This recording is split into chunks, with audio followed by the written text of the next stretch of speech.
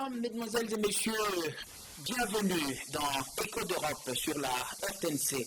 Aujourd'hui, émission rétrospective programmée par Jean-Pierre Onema. Jean-Pierre Onema avec toute l'équipe qui vous souhaite une excellente année 2016.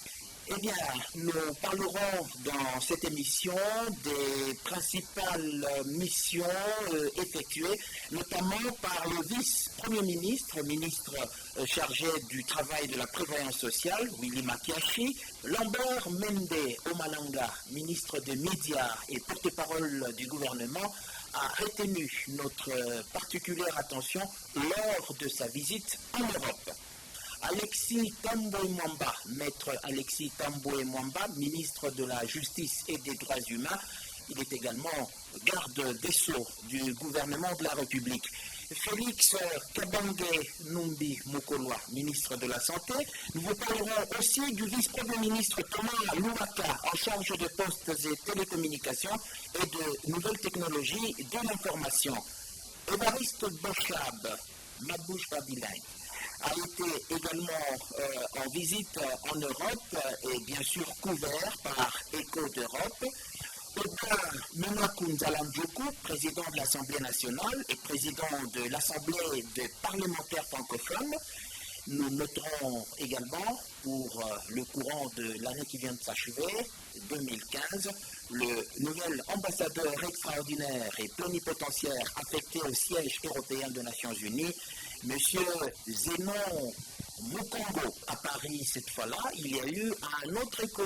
Eh bien celui-là, c'est justement la remise d'un prix d'excellence à la directrice générale de l'INSS, Madame Agnès, qui a fait l'honneur de la République démocratique du Congo en recevant ce prix dans le précieux cadre du Palais de Congrès à Paris. Et puis, il y a eu également des visites des directeurs généraux que nous allons passer également en revue de cette rétrospective. Voilà, sans oublier le gouverneur de la province du Nord Kivu, Julien Paluku, qui était également ici à Genève pour une grande mission qui était en parallèle avec celle de Évariste Bochab et qui concernait particulièrement, spécifiquement les questions des réfugiés rwandais et c'est Julien Paluku qui avait la charge de détailler sa mission. Voilà un peu, si vous voulez, l'ossature de cette rétrospective et c'est parti. Oui, la RTNC, c'est une réalité mondiale maintenant, donc c'est normal qu'il y ait, comment dirais-je, qu'elles soient en mesure de faire des reportages. Comme j'ai vu, si je me souviens bien, c'était en octobre à Genève. Je sais que vous êtes toujours présent quand il y a des activités officielles congolaises et c'est normal, c'est juste parce qu'il faut que les citoyens congolais savent que comment dirais-je, les institutions congolaises sont présentes à l'étranger et supportent les Congolais qui sont à l'étranger. Et le support, c'est du support qui est aussi un support d'information que la RTNC donne, effectivement. Mon cher Jean-Pierre Onema, je voudrais d'ailleurs profiter de ces instants pour vous rendre hommage, parce qu'on ne le fait pas assez dans notre pays. Vous savez, quand quelqu'un est là en train de servir la République, j'ai l'impression que nous attendons qu'il ne soit plus là pour pouvoir rendre hommage à son travail. Moi, je profite pendant que vous êtes là pour vous dire que ce que vous faites est bien pour notre pays. Voilà, vous avez choisi d'être ici en Europe afin de couvrir toutes les actions, toutes les activités des acteurs congolais qui viennent en Europe au nom effectivement de la coopération, au nom des relations que nous devons établir avec le pays ami, des pays partenaires, et vous êtes là pour couvrir positivement, dans une approche tout à fait patriotique, ces activités-là. Donc je crois que vous êtes suivis chez nous en RDC, à Kinshasa et dans toutes les provinces, via la RTNC. Je pense que c'est une bonne chose. J'ai tenu donc à M. Onema à vous encourager de poursuivre ce travail qui est un travail positif, parce qu'il est important que le citoyen congolais sache ce que viennent faire ici en Europe les représentants ou les membres de leur gouvernement. C'est très important. Donc continuez comme ça, M. Onema. Bravo.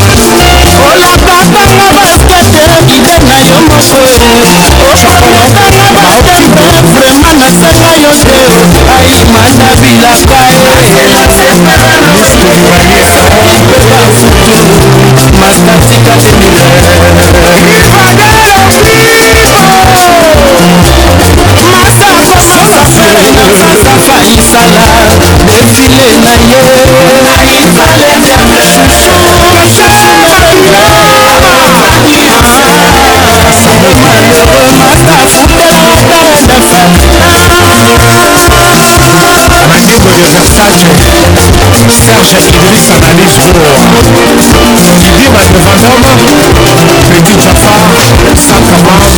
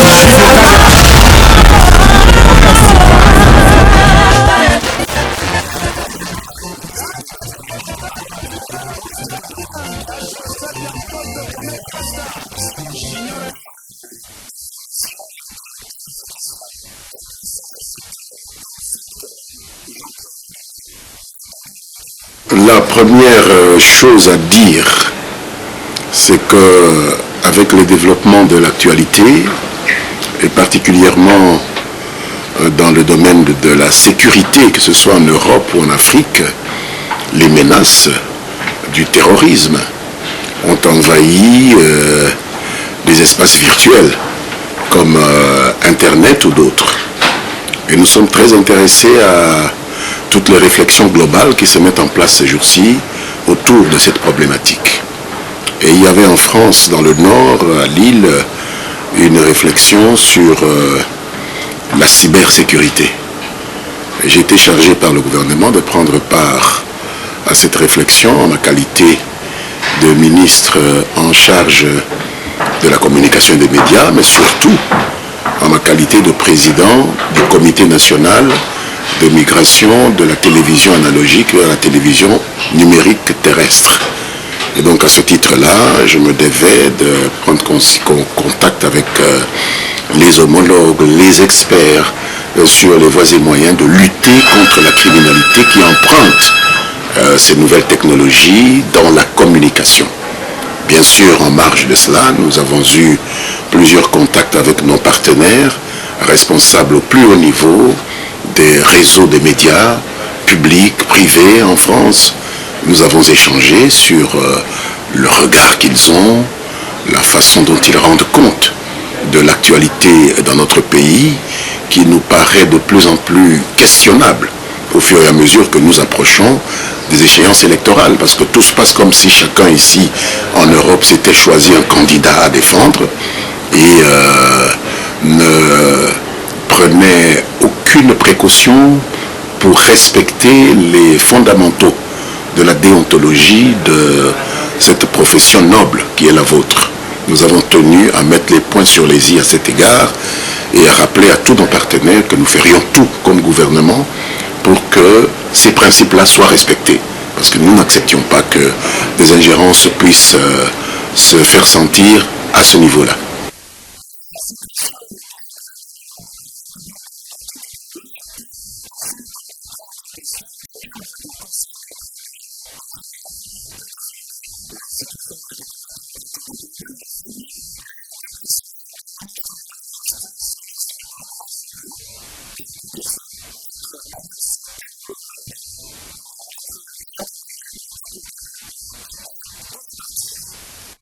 Mon pays est déterminé à désarmer ou à repousser hors de son territoire les différents groupes armés qui y opèrent. Aussi, fort de la conviction de mon pays sur la grande importance de l'organe que vous présidez, Monsieur le Président, je lance un appel vibrant au Conseil des droits de l'homme afin de briser son silence en condamnant vigoureusement et solidairement les auteurs et les commanditaires identifiables de ces actes ignobles. La solidarité de la communauté internationale devrait être inconditionnelle et égale pour tous les pays présentement concernés par ce fléau qui monte en puissance. Monsieur le Président du Conseil, en 5 minutes, il est très difficile de répondre aux réquisitoires de Madame le Haut-Commissaire. Je vais donc essayer d'aller vers l'essentiel. Je tiens avant toute chose, Monsieur le Président, à réaffirmer la volonté de mon pays de promouvoir et de protéger les droits de l'homme sur toute l'étendue du territoire national en tout temps et en toutes circonstances. Pour atteindre cet objectif, le gouvernement reste disposé à entretenir un partenariat privilégié avec le Haut-Commissaire des Nations Unies aux droits de l'homme.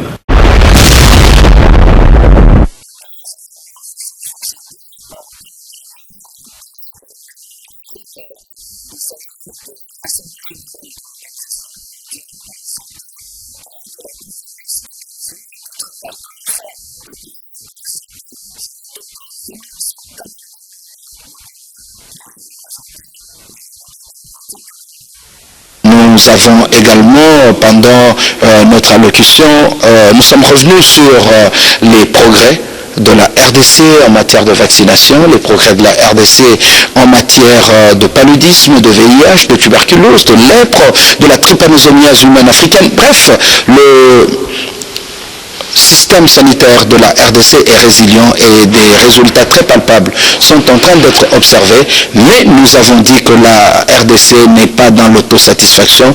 La RDC est consciente des défis qui nous restent, qui sont plus importants que le chemin positif que nous venons de parcourir. Je voudrais rappeler que nous avons rappelé à la face du monde, à travers l'Assemblée mondiale de la santé, que le président Joseph Kabila Kabange a tenu ses promesses. Du haut de la tribune des Nations Unies à New York, le président Kabila avait promis justement de pouvoir mettre en place un centre international de formation pluridisciplinaire à Kinshasa pour aider non seulement le Congo mais les pays qui ont connu l'épidémie. Effectivement, ce centre a été mis en place.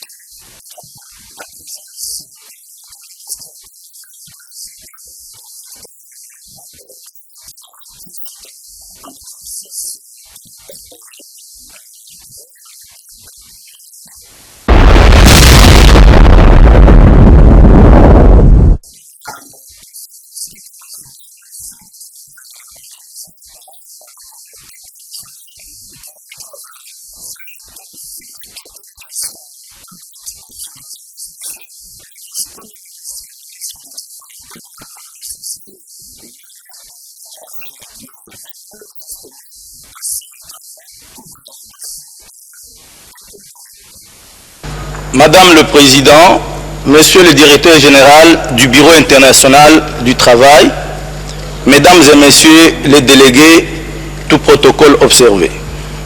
C'est pour moi un réel avantage de prendre la parole en ce moment au nom du gouvernement de mon pays, la République démocratique du Congo, et de la délégation tripartite qui m'accompagne pour m'adresser à cette auguste assemblée à l'occasion de la 104e session de la Conférence internationale du travail, dont le thème principal est « Construire l'avenir avec le travail décent ». Comment devons-nous sortir de ce taux de chômage trop bas? Et pour cela, je crois qu'il y a des mécanismes qui sont mis en place au niveau du pays, notamment en ce qui concerne le programme national de l'emploi des jeunes.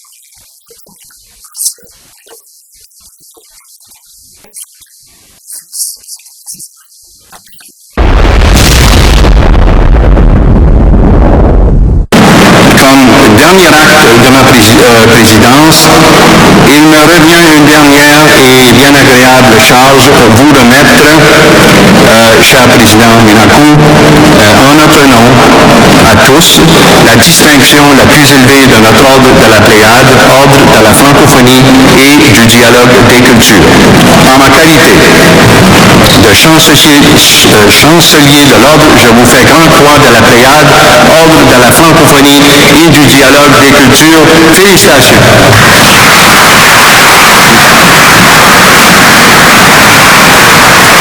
Bon, évidemment, je suis satisfait parce que c'est tout un processus, mais en même temps, c'est un engagement pour travailler afin que les valeurs de la francophonie triomphent. Je suis aussi content parce que c'est une fierté pour la République démocratique du Congo et son président de la République, Joseph Kabila, parce que c'est grâce à l'ouverture mise sur rail depuis 2001, aujourd'hui, de plus en plus, le Congo occupe le poste qui lui reviennent parce que le Congo a une vocation d'être une puissance sur la scène internationale.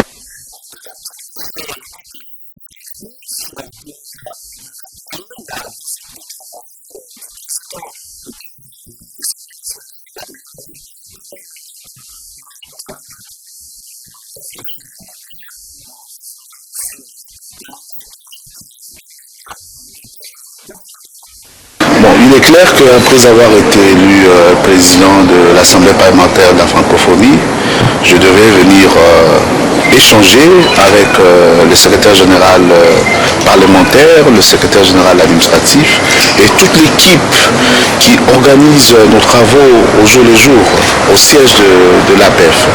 J'ai aussi saisi l'occasion pour rencontrer la secrétaire générale de l'OIF.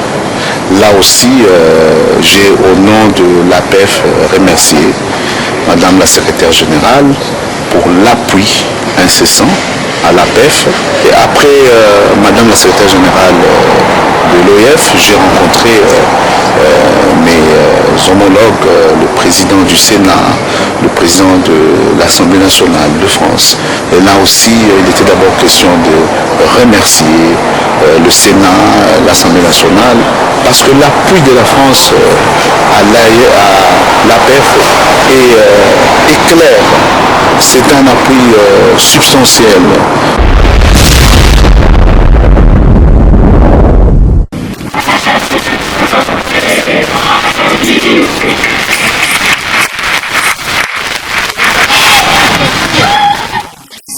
toyaki awa na Genève na Suisse pour correspondre à l'invitation ya secrétaire général ya Union internationale ya télécommunication ezali organisation monene oyo etalaka makambo ya ba communication télécommunication na mokili mobimba, donc bazali ko fêter lelo 150e anniversaire yango ba associaki biso RDC toyaki ko honorer rendez-vous wana.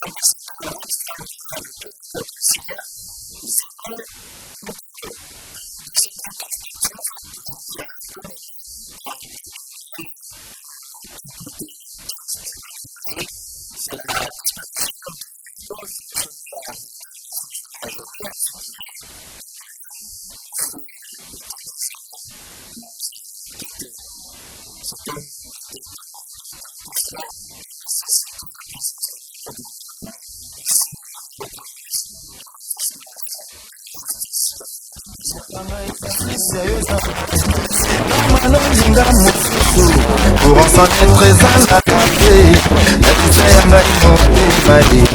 Les hépatites no besoin de kondo ya motema nangeza yo okwasuka te susi kokota bolingo nanga eza molili elesa jota na vinanga